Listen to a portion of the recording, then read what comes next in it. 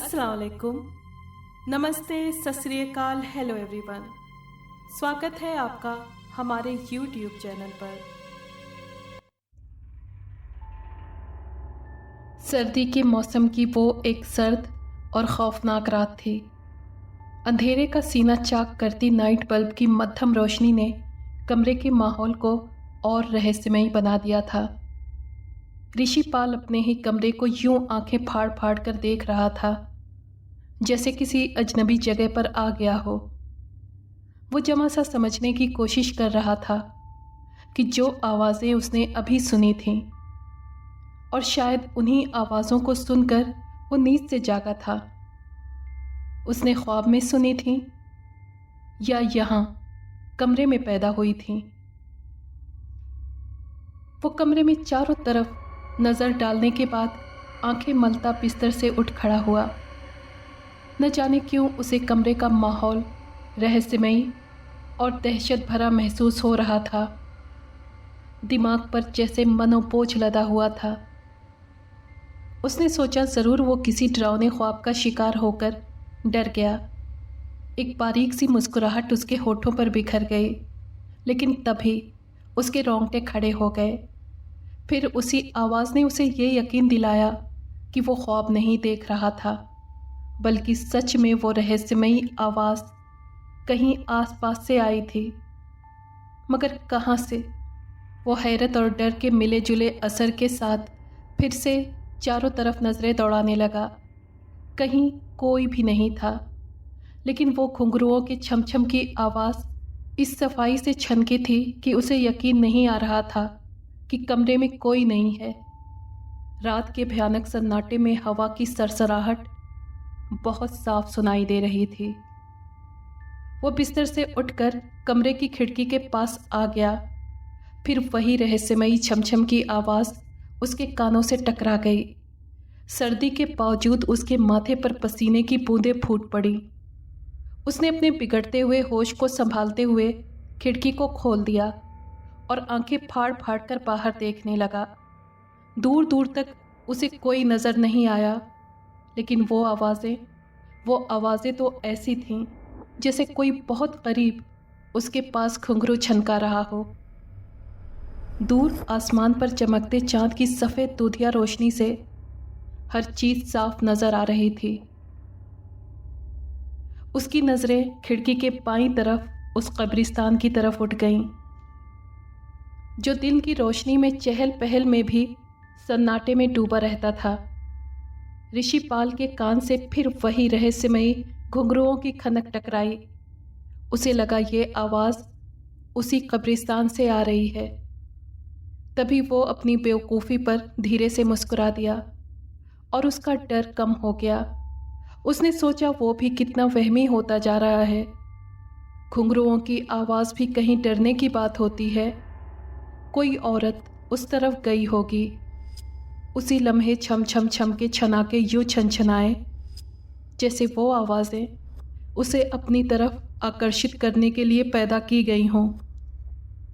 ऋषिपाल ने रहस्यमयी नज़रों से कब्रिस्तान की तरफ देखा और फिर फैसला करने वाले अंदाज में अपना सर हिलाकर वो तेज़ी से पलटा और फिर दरवाज़ा खोलकर तेज़ कदमों से बाहर निकल गया।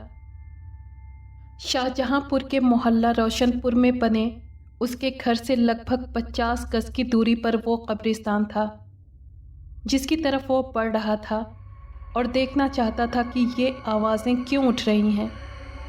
उस कब्रिस्तान के बारे में इलाके के लोगों की ज़बानी उसने तरह तरह की रहस्यमयी बातें सुनी हुई थी, लेकिन उसने कभी उन पर न तो ध्यान ही दिया था और न ही वो भूत प्रेतों को मानता था। लेकिन उसे खुद ताज्जुब था कि आज वो खुद बखुद नींद से जागा तो डरा हुआ क्यों था और ये घुंघरुओं की छमछम क्या है।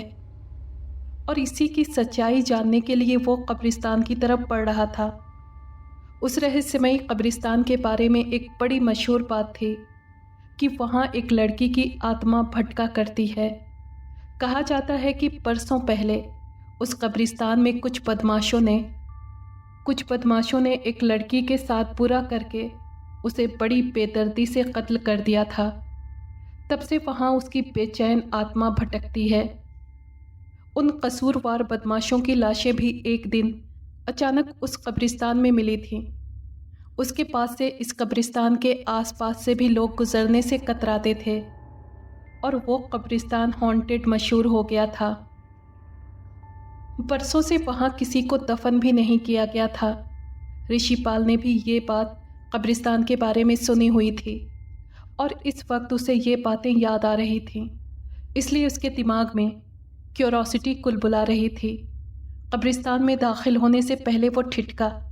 लम्हा भर को उसने सोचा कि वो क्यों बिला वजह रात में अपनी नींद खराब करे, मगर फिर ख्याल आया इसमें हर्ज ही क्या है, क्या वो डर गया है? ठीक उसी लम्हे वही आवाज़ें फिर उसे पुकारती महसूस हुईं और वो बेखटक कब्रिस्तान में दाखिल हो गया। जगह जगह उगी जंगली झाड़ियों में से रास्ता बनाते हुए उसे डर भी महसूस हो रहा था, मगर उसके कदम खुद ब खुद आगे बढ़ते चले जा रहे थे। जैसे जैसे वो आगे बढ़ रहा था, दिमाग में छाया हुआ डर धीरे धीरे कम होता जा रहा था। छमछम की आवाज़ें लगातार गूंज रही थीं। उसने डायरेक्शन का अंदाज़ा किया तो महसूस हुआ ये आवाज़ें कब्रिस्तान की बावली के पास से उभर रही थीं। वो उसी तरफ बढ़ गया। तभी उसे लगा जैसे पीछे से उसकी कमीज़ किसी ने पकड़कर आगे जाने से रोका हो। दिल की हरकत तेज़ हो गई और सारी बहादुरी लम्हा भर में गायब हो गई। उसने पलटना चाहा, लेकिन हिम्मत नहीं हुई। कई लम्हे वो पत्थर बना खड़ा रहा, फिर हिम्मत जमा करके उसने अपनी गर्दन मोड़ कर देखा। उसे हैरत हुई, उसकी उम्मीद के बिल्कुल उलट वहाँ कोई भी नहीं था। वही वीरानी, वही खामोशी और वही घुंघरुओं की छमछम।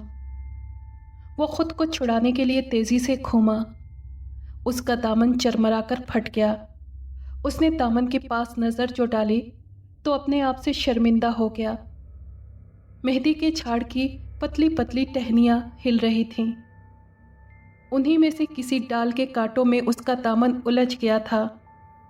वो दामन झाड़ता हुआ फिर एक मर्तबा बावली की तरफ बढ़ा। कुछ मिनट टेढ़े सीधे रास्तों पर चलकर वो बावली के किनारे पहुंच गया था, लेकिन ताज्जुब की बात थी, अभी कुछ कदम से जिन आवाज़ों को उसने सुना था अब वो आवाज़ें बिल्कुल नहीं थीं। बावली के किनारे वीरान पड़े थे, जिन पर उगे छोटे बड़े पेड़ों के पत्ते हवा के झोंकों पर झूम रहे थे। पत्तों और हवा के झोंकों के टकराव से साएं साएं की आवाज़ें कानों में गूंज पैदा कर रही थीं। उसने दाएं बाएं घूमकर पेड़ों की ओट में झांक कर देखा, मगर कोई नजर नहीं आया। जाने क्या चक्कर है ये। धीरे से बुदबुदाते हुए उसने पलटने के लिए जैसे ही अपने कदम उठाए, तभी एक गूंजती हुई औरत की आवाज़ उसके कानों से टकराई। ठहरो राघव। उसके जिस्म का रुआं रुआं लरस कर रह गया। खौफ की सर्द सरसराहट उसे अपनी रीढ़ की हड्डी में महसूस हुई। उसके बिल्कुल करीब किसी साए की तरह खड़े जामुन के पेड़ के नीचे एक बेहद खूबसूरत लड़की खड़ी मुस्कुरा रही थी। वो लड़की इतनी खूबसूरत थी, हुस्न और खूबसूरती का ऐसा बेहतरीन नमूना, चेहरे पर एक ख़ास किस्म की चमक और आँखों में तेज़ी। ऋषिपाल की आंखें उसके चेहरे पर ठहर नहीं सकीं और नज़रें खुद ब खुद नीचे झुक गईं। कौन हो? कौन हो तुम? उसने पूछा। तुम्हारी दीवानी हूँ राघव। ऋषिपाल पर बेहोशी सी छाती जा रही थी। उसका दिमाग खुद ब खुद परेशान होता जा रहा था। राघव मेरा नाम नहीं है। मैं तो ऋषिपाल हूँ। बड़ी मुश्किल से वो अपनी बात कह सका। उस पला की हसीन हसीना ने एक जोरदार ठहाका लगाया और बोली, नहीं राघव, मेरे राघव, तुम राघव हो, इसीलिए मैंने तुम्हें बुलाया है। मैं राघव नहीं हूँ। मुझे तुमने नहीं बुलाया, मैं खुद आया हूँ। चलो ऐसा ही समझ लो, तुम मिल गए, मुझे करार आ गया। ऋषिपाल हैरान सा उसकी बातें सुनता रहा। फिर उसने अपने बेहोश होते हुए दिमाग को संभालने की कोशिश करते हुए कहा, तुम पता नहीं क्या क्या कह रही हो। तुम हो कौन? यहाँ क्या कर रही हो? राघव, मैं तुमसे मिलने आई हूँ, लेकिन मैं तुम्हें नहीं जानता। मैं शीना हूँ और तुम्हारी मोहब्बत में बरसों बरस भटकती रही हूँ। वो मशीनी अंदाज से आगे बढ़ी और उससे लिपट गई। ऋषिपाल को लगा जैसे मोनालिसा का खूबसूरत स्टेच्यू उससे लिपट गया हो। इसके बाद उसे लगा कि वो कहीं दूर अंधेरों में गुम होता जा रहा हो। उसे वो बाहों का घेरा इतना अच्छा लग रहा था कि वो उससे अलग होने की कोशिश भी नहीं कर रहा था।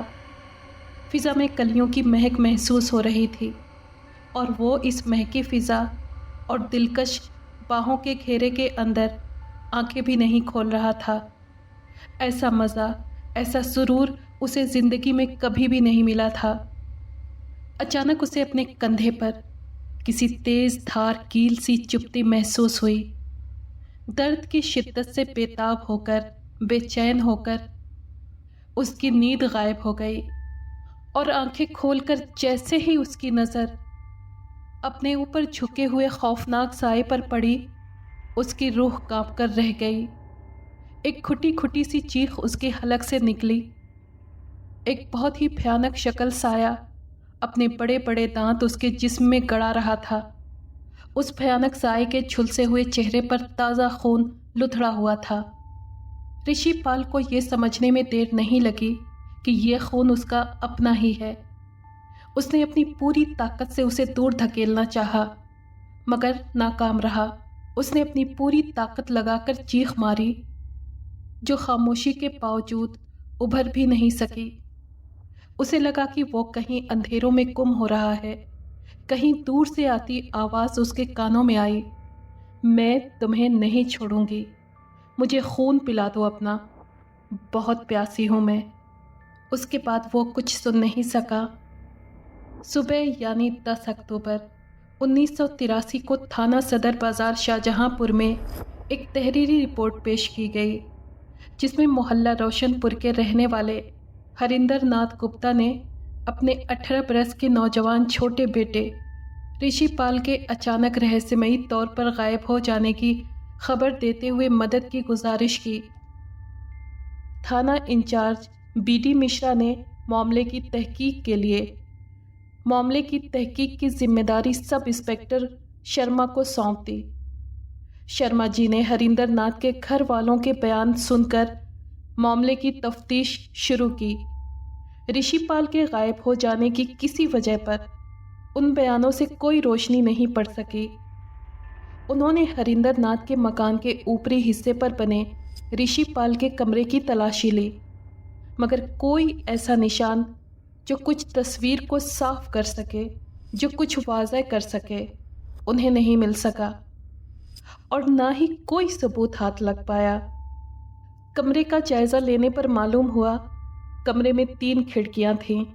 इन बड़ी खिड़कियों में ग्रिल नहीं थी और ना ही सलाखें लगी हुई थीं। दरवाज़ों के पट लकड़ी के तख्तों के बने हुए थे। कमरे की 2 खिड़कियां बंद थीं और बीच वाली खिड़की के दरवाजे खुले हुए थे। सब इंस्पेक्टर शर्मा ने हरिंदर नाथ से पूछा, ऋषि क्या खिड़कियां खोल कर सोता था? अमूमन खिड़कियां बंद ही रखता था। फिर सर्दी में तो वैसे भी खिड़कियां बंद ही रहती थीं। ऋषि का कोई सामान तो गायब नहीं है? नहीं। शर्मा साहब ने बाकी कई और सवाल पूछे और इस नतीजे पर पहुंचे कि उसे कोई ज़बरदस्ती उठाकर ले गया है। वो अपनी मर्ज़ी से कहीं गया हो, इसका कोई निशान उनके पास नहीं था। वो इसी केस के बारे में सोचते हुए बाहर निकले। बाहर उनकी नज़र जब कब्रिस्तान की तरफ पड़ी तो जैसे उन्हें ख्याल आया, ऋषिपाल के कमरे की खिड़की उसी तरफ खुलती थी। मकान से 50 गज दूर बने उस कब्रिस्तान की तरफ वो निकल गए। उनके साथ उनका साथी सिपाही भी था। तभी उन्होंने देखा कि कब्रिस्तान के किनारे उगी झाड़ियों में से एक जगह कुछ टहनियाँ टूटी हुई इस अंदाज से झुकी हुई थीं जैसे कोई रास्ता बनाकर अंदर गया हो। वो उसी जगह को और साफ करते हुए अंदर घुस गए।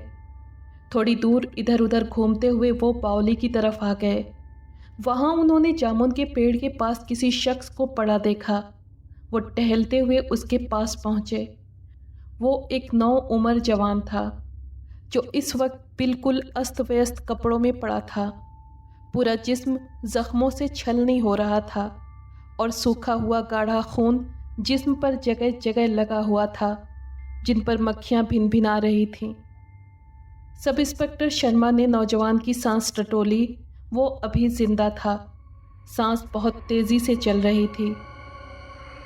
ये तो जिंदा है साहब, सिपाही ने शर्मा साहब से कहा।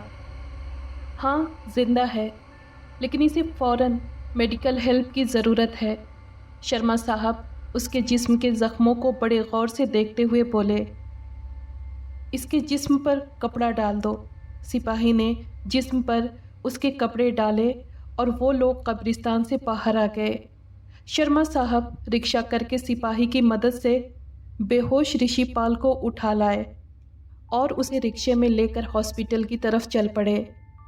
सिपाही को उन्होंने ऋषिपाल के पिता हरिंदरनाथ के घर पर इत्तला देने भेज दिया।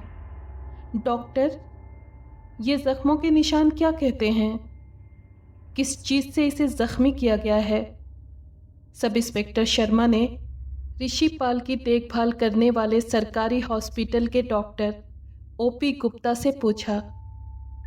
मेरे ख्याल से इंस्पेक्टर शर्मा, मरीज के ये घाव किसी नोकदार हथियार से किए गए हैं और वो हथियार किसी ऐसी धात का था जो बदन में सेप्टिक पैदा कर सकता था। नौजवान अभी तक बेहोश था। बदन से ज़्यादा मात्रा में खून निकल गया था, इसलिए उसे ग्लूकोज और खून की बोतलें चढ़ाई जा रही थीं। हरिंदर नाथ ने अपने बेटे ऋषिपाल की शिनाख्त कर ली थी। सब इंस्पेक्टर शर्मा को नौजवान के ज़ख्मी होने का कारण और ज़ख्मी करने वालों के बारे में जानकारी प्राप्त करने के लिए ऋषिपाल के होश में आने का इंतज़ार करना था। ऋषिपाल को अगले दिन होश आ गया। उसकी बेहाल हो रही माँ ने जब बेटे को हरकत करते हुए और आंखें खोलते हुए देखा तो खुशी से सर पर हाथ फेरते हुए चुमकार कर बोली, ऋषि बेटा, मेरे लाल। हट परे बुढ़िया, कमज़ोर आवाज़ में धुतकारते हुए ऋषिपाल ने गुस्से से कहा। मैं ऋषि नहीं हूँ। माँ की सारी खुशी परेशानी में बदल गई। उन्होंने परेशान होते हुए कहा, क्या हुआ बेटा तुझे? और उसके सर पर हाथ फेरने के लिए जैसे ही आगे बढ़ी, उनके पेट में लात मारते हुए ऋषिपाल गुस्से भरी आवाज़ में दहाड़ा, खबरदार, खबरदार जो मुझे छुआ। ऋषि की बूढ़ी माँ लड़खड़ाती हुई दीवार से टकराकर बेहोश हो गई। उसी वक्त कई लोगों ने ऋषिपाल को जकड़ लिया, मगर ताज्जुब की बात यह थी कि वो इतनी चोटों के बावजूद इतने लोगों के काबू में नहीं आ रहा था और बिस्तर से उठ बैठा था। किसी तरह उसे पकड़कर डॉक्टर गुप्ता ने इंजेक्शन लगाकर बेहोश कर दिया। सभी ऋषिपाल की इस हरकत पर हैरान थे और एक दूसरे का मुंह तक रहे थे। इंस्पेक्टर शर्मा ऋषिपाल का बयान लेना चाहते थे, लेकिन उसकी मौजूदा हालत को देखते हुए उन्होंने डॉक्टर गुप्ता से पूछा, डॉक्टर साहब, मरीज की इस हालत के बारे में आपका क्या ख्याल है?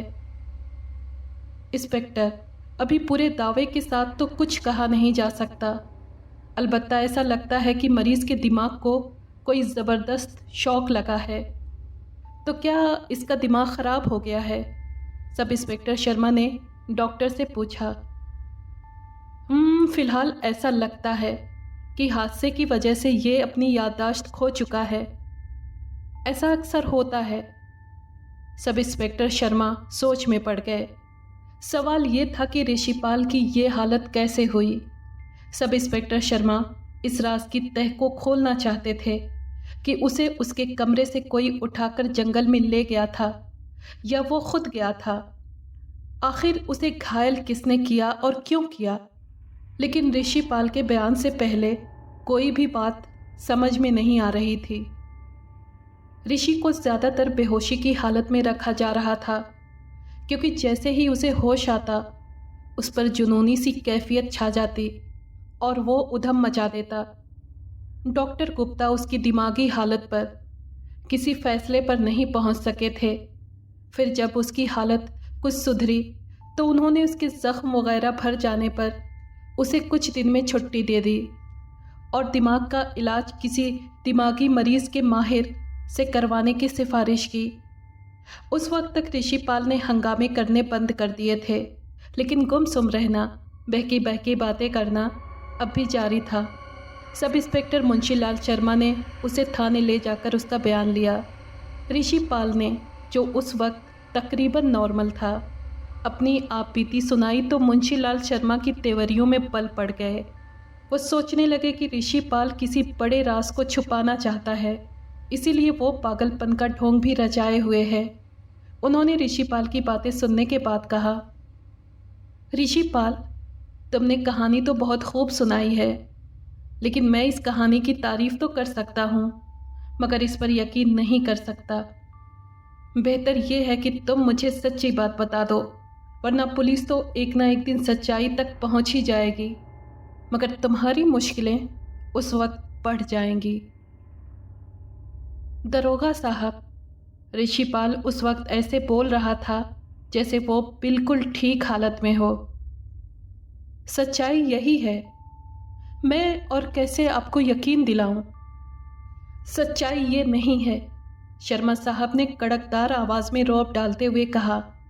जब भूत प्रेत का वजूद होता ही नहीं तो मैं यकीन कैसे करूं। साफ साफ बताओ, कौन था वो जो तुम्हें कब्रिस्तान ले गया था? किसने तुम्हें जख्मी किया?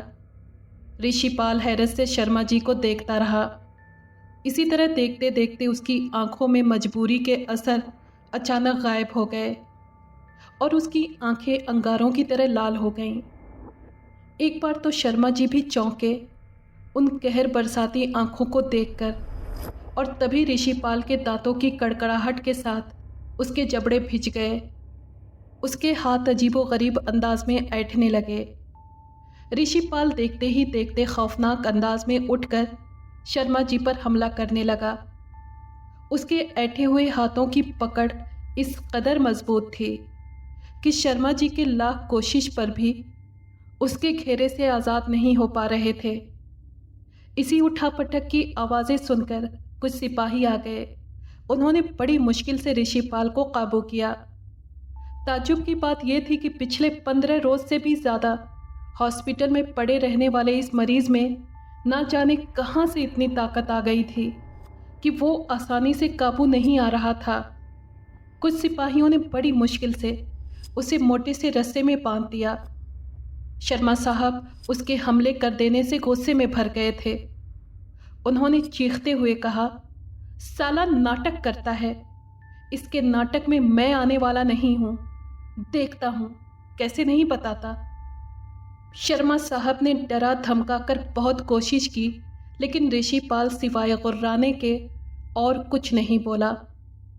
तंग आकर शर्मा ने उसे दोबारा डॉक्टर गुप्ता के पास भेज दिया। डॉक्टर गुप्ता ने फिर मशवरा दिया कि आप इसे किसी ब्रेन स्पेशलिस्ट को दिखाइए, इसका दिमागी बैलेंस बिगड़ा हुआ है। न चाहते हुए भी शर्मा जी ने ऋषिपाल को हरिंदर नाथ के हवाले कर दिया। हरिंदर नाथ अपने बेटे को इसी हाल में अपने घर लाए और उसे एक कमरे में बंद कर दिया। उसे लखनऊ के कई माहिर डॉक्टरों को दिखाया गया, मगर कोई भी उसके दिमागी हालत का सही पता करने में कामयाब नहीं हुआ। उस दिन के बाद से ऋषिपाल अक्सर चीखता रहता, मुझे खोल दो, मुझे छोड़ दो, मैं प्यासी हूँ, मुझे खून पिला दो। शर्मा साहब लगातार ऋषिपाल और उसके घर वालों की निगरानी करने में लगे हुए थे। उन्होंने सादा ड्रेस सिपाहियों को भी कब्रिस्तान के आसपास तैनात कर रखा था, लेकिन कुछ पता नहीं चल रहा था। इधर ऋषिपाल के घर वाले ऋषिपाल की तरफ से बेहद परेशान थे। एक दिन किसी तरह ऋषिपाल रस्सी से आज़ाद हो गया। बस गज़ब हो गया। उसने अपनी माँ बहन जो भी सामने आया उसे खूब मारा। घर में कोहराम मच गया। औरतों की चीखें सुनकर अड़ोस पड़ोस के लोग जमा हुए। तब कुछ नौजवानों ने उसे पकड़कर काबू में किया और बड़ी मुश्किल से उसे बांधने में कामयाब हो सके। मोहल्ले वालों ने हरिंदर नाथ को मशवरा दिया कि ऋषिपाल का ऊपरी इलाज कराएं। इस पर किसी आत्मा का साया है। हरिंदर नाथ ऋषिपाल को लेकर हरदोई, लखनऊ, कानपुर, सीतापुर, जहाँ जहाँ किसी तांत्रिक याग्नि के बारे में सुनते जाते रहे। एक दिन उन्हें किसी गाहक ने पंडित मिट्ठू लाल का पता देकर बताया, आप इसे पंडित जी के पास ले जाइए, शायद ठीक हो जाए। हरिंदर नाथ पूछते गाछते मोहल्ला बक्सरिया में पंडित जी के घर पहुँचे। वो जुमेरात का दिन था। जुमेरात का दिन अमल व अमलियात के लिए बेहतरीन माना जाता है। इसीलिए झाड़ फूँक कराने वाले काफ़ी लोग पंडित जी के यहाँ मौजूद थे। पंडित जी ने हरिंदर नाथ की बातें सुनने के बाद कहा, बग़ैर मरीज़ को देखे मैं कुछ नहीं कर सकता। आप उसे ले आइए तो मैं कुछ करने की कोशिश करूं। उसी वक्त ऋषिपाल को रस्सियों में बांधकर वहां लाया गया। पंडित मिट्ठू लाल तिरछी नज़रों से उसे देखते रहे। फिर वो रहस्यमयी इल्म की किताबें पढ़ने लगे। लगभग आधा घंटे बाद उन्होंने कोई अमल किया और उसके बाद उन्होंने ऋषिपाल को खुलवा दिया। उन्होंने ऋषिपाल पर कुछ पढ़कर फूंका और इसी के साथ ऋषिपाल फटी फटी नज़रों से पंडित को घूरने लगा। अचानक उसका जिस्म कांपने लगा और सांसें तेज तेज चलने लगीं। कौन हो तुम? पंडित जी ने आंखों में आंखें डालते हुए उससे पूछा। मैं शीना हूँ। कहाँ से आई हो? अपनी दुनिया से। किसने देखा है तुम्हें? किसी ने भी नहीं। तुम्हारी दुनिया कहाँ है? इस पर उसने हंसकर जवाब दिया, आप जानते नहीं? इसे क्यों तंग कर रही हो? ये मेरा प्यार है। मैं इस पर आशिक हो गई हूँ। इसे छोड़ दो, पंडित जी ने कहा। हरगिज़ नहीं, मैं ऐसा नहीं कर सकती। ये मेरा है। अच्छा, आखिर कब तक? मैं इसे बहुत जल्द ले जाऊंगी। मेरी बात मान जाओ। तुम इसे बिला वजह परेशान कर रही हो। इसका और तुम्हारा क्या मेल? ये तुम्हारा नहीं हो सकता। हो सकता है। मैं इसे अपने साथ ले जाऊंगी, फिर ये मेरा हो जाएगा। ये राघव है, मैं इसे पहचानती हूँ। नहीं, तुम्हें गलतफहमी हुई है। ये ऋषिपाल है। हाँ, ऋषिपाल ही राघव है। जो भी हो, तुम्हें इसे छोड़ना होगा। पंडित जी कड़क कर बोले, ये नहीं हो सकता। इसी तरह कड़क कर ऋषिपाल ने कहा तो पंडित जी ने फिर कहा, अंजाम जानती है? पंडित जी के इस सवाल पर वो खामोश हो गई। पंडित जी ने फिर कहा, जवाब क्यों नहीं देती? मुझे परवाह नहीं है। अच्छा, तू ऐसे नहीं मानेगी। पंडित जी ने कुछ मंत्र पढ़ना शुरू किए। उसके बाद ऋषिपाल फूट फूट कर रोने लगा और फिर उसकी गर्दन एक तरफ लुढ़क गई और वो बेहोश हो गया। ठीक उसी वक्त किसी ने जोर से ताली बजाई और सबने पीछे मुड़ कर देखा। एक लंबे कद का शख्स जहरीली मुस्कुराहट बिखेरता हुआ प्रकट हुआ। वहाँ मौजूद लोगों में से सिर्फ हरिंदर नाथ उस शख्स को पहचानते थे। वो इंस्पेक्टर मुंशी लाल शर्मा साहब थे। अरे शर्मा साहब, आप यहाँ? हरिंदर नाथ ने चौंकते हुए पूछा। शर्मा साहब ने आगे बढ़ते हुए कहा, वाह वाह वाह, क्या ड्रामा रचा है। क्यों पंडित जी, आपका क्या फ़ायदा है इस मामले में? पंडित जी गुस्से में भरकर बोले, कौन बदतमीज़ है ये? शर्मा साहब ने खुद अपना परिचय देते हुए कहा, मैं थाना सदर बाज़ार में तैनात सब इंस्पेक्टर हूँ। लोग मुझे मुंशी लाल शर्मा के नाम से जानते हैं। ये सब क्या है? तुम्हें शर्म आनी चाहिए इंस्पेक्टर। चुप रहो पंडित। तुम ढोंग पर यकीन रखने वालों को बेवकूफ बना सकते हो, मुझे नहीं, समझे? हरिंदर नाथ हाथ जोड़कर बोले, इंस्पेक्टर साहब, आप क्यों हम लोगों के पीछे पड़े हुए हैं? हम तो वैसे ही परेशानियों में घिरे हुए हैं। शर्मा जी ने हरिंदर नाथ को समझाते हुए कहा, मेरा मकसद किसी को परेशान करने का नहीं है। दरअसल मुझे शक है कि ऋषिपाल किसी साजिश का शिकार तो नहीं है, और इसी शुबे पर मैं आप लोगों की भलाई और ऋषिपाल की हिफाजत की गरज से भाग दौड़ कर रहा हूँ। मकसद सिर्फ सच्चाई तक पहुँचना है। सच्चाई यही है कि ऋषिपाल पर किसी भूत का साया है, हरिंदर नाथ ने कहा। लेकिन मैं नहीं मानता कि ये किसी भूत का शिकार हुआ है। फिर हम कैसे आपको यकीन दिला सकते हैं? ठीक है, ये आप लोगों की अपनी मर्जी है। अगर आप समझते हैं कि ऋषिपाल किसी गैर इंसानी वजूद का सताया हुआ है तो ठीक है, लेकिन आप मुझे लिख कर दे दें कि ऋषिपाल को अगर कुछ हुआ तो उसकी जिम्मेदारी आप पर होगी। ये कहकर सब इंस्पेक्टर शर्मा चले गए। ऋषिपाल को पंडित जी ने वापस भेज दिया और कुछ रोज़ उसके घर पर ही उसका इलाज करते रहे। वो कुछ रोज़ में ही बिल्कुल ठीक हो गया था। ऋषिपाल अब बिल्कुल ठीक था और रोज़मर्रा के कामों में लग गया था। लेकिन इंस्पेक्टर मुंशी लाल शर्मा ये नहीं मानते थे कि उस पर किसी भूत ने आशिक होकर उसे सताया था। आज भी पुलिस के लिए ऋषिपाल के वो रहस्यमयी हालात रहस्य के पर्दों में हैं कि आखिर वो क्यों उस रात जख्मी हुआ और कौन उसे कब्रिस्तान ले गया था। अगर आपको ये कहानी पसंद आई है तो प्लीज़ लाइक और शेयर करें और कमेंट बॉक्स में अपनी राय का इजहार कीजिए। अगर आपने हमारे चैनल को अभी तक सब्सक्राइब नहीं किया है तो प्लीज़ सब्सक्राइब कर लें और बेल आइकन को प्रेस कर दें ताकि आने वाली हर कहानी का नोटिफिकेशन आपको मिल सके। शुक्रिया।